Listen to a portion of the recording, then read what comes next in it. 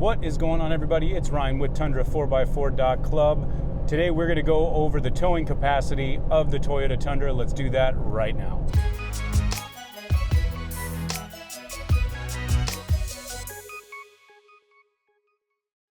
If this is your first time here, I'd like to say welcome. Thank you for stopping by. Please don't forget to hit subscribe down below if you like the content. Hit that bell icon so you know every single time we do a video. So maybe you're in the market for a truck, or you have a Tundra and thinking about getting a trailer, and you're kind of wondering about weights and what they mean and trailer sizes and things like that. Well, we're going to go over it. Right now, we're en route to Tundras to Sedona. We are towing a 26-foot travel trailer. It's a Forest River Wildwood. You know, it seems to be a good fit for what we're doing, but there's so many different options when it comes to what type of trailer you want to get.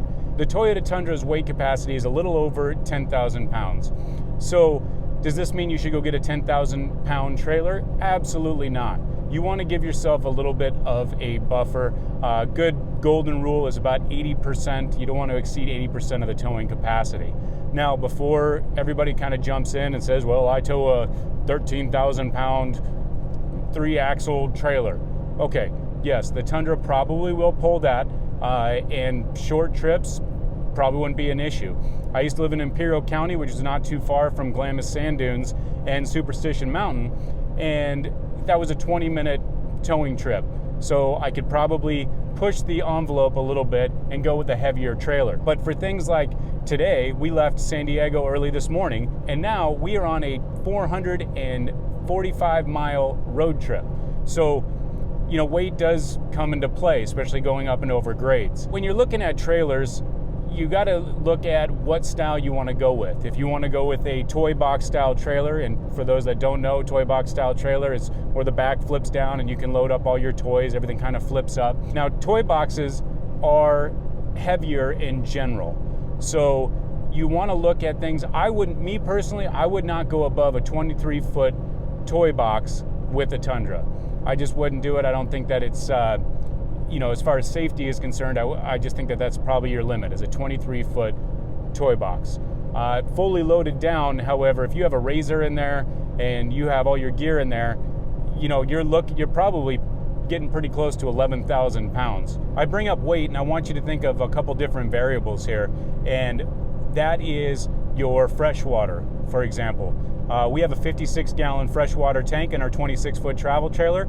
That means if I fill that water, that tank full before my trip, that's an extra 465 pounds that I'm towing that needs to be added on. Now, this travel trailer is an X-Lite, which means that it's like 6,500 pounds is where we're at. So I also want to look at gear.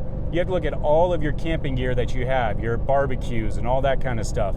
So I know I have about a 1,500 pound leeway for what I can stow, and trust me, that weight goes quickly. When you are looking at your trailer, you probably want to go to a local truck stop and see if you can get it weighed out and try to see what kind of room you're playing with for safety reasons. Now, there are things that you can do to assist with your towing. On this truck, we did some aftermarket leaf springs. So that got rid of that overload spring underneath. That created a little bit more of a sag when it came to towing. Now, in order to compensate for that, we added Sumo Springs, and I did a complete video on Sumo Springs. I'll put the link in the description up here. Sumo Springs are an airless airbag system that helps with the sag. It's not to say that it's going to allow you to increase your towing capacity. More, it's assisting with the tail end sag of the truck, and it works like an airless airbag system. It replaces your factory bump stops. If you want more information about Sumo Springs, there's a link in the description down below.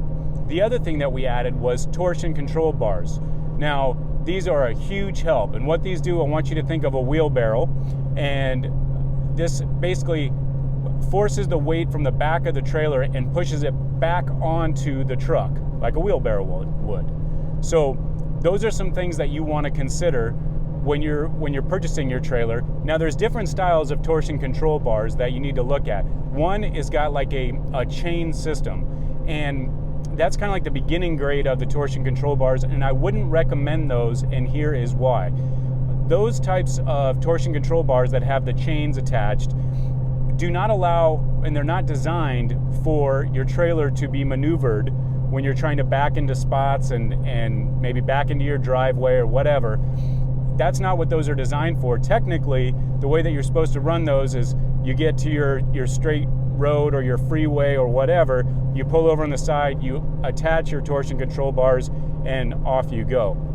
Once you get to your camping area or your driveway or whatever you're gonna do to maneuver, you have to then take those off per the manufacturer's specs, and take those off so that you can maneuver your truck and your trailer accordingly. Now, what we went with is torsion control bars that are straight bars, and I'll show them here. This allows you to be able to just put it, once you attach your trailer, you throw these things on, can maneuver the trailer, you can go left, you can go right, tight turns, and I don't have to worry about that. That saves a lot of time and energy on the trips. I don't have to worry about getting out of the truck multiple times to worry about torsion control. But as far as stability is concerned, it made a huge difference when I'm towing the trailer, and I can't recommend them enough. One of the other things that you can do, and I have not done it yet on this truck, is redo the gearing. We now have 35-inch tires, so I did notice on this trip, this is my first trip with those tires, that she's a little sluggish in places where she wasn't before. So re-gearing is something I might have to look at later on down the road. Once we get done with this trip, we might have to look at something like that. But just keep in mind, moral of the story, that it's a little bit above 10,000 pounds. Could you go more? Yes. Is it safe? Probably not. They make those numbers for a reason. You want to be able to enjoy your towing experience. The travel trailers are lighter in nature. Like I said, we have a 26-foot travel trailer, and I haven't had any problems. And I'm not really concerned when I'm towing the trailer that I'm pushing the limits by any means. Even through the grades, she does okay. A little bit slower, but she does okay. I wouldn't want to go with much bigger than a 26-foot travel trailer. You could, but I wouldn't recommend it. But that's going to do it. Those are a couple of different options. If you're going to go with that toy box, go with 23 max. If you're going to go with the travel trailer, you can go up to a 26. Keep those weights in mind, all your gear, your water, gray water, your black water, and things like that. But that's going to do it, everybody. Thank you for watching. Don't forget to hit subscribe, and we will catch you on the back roads.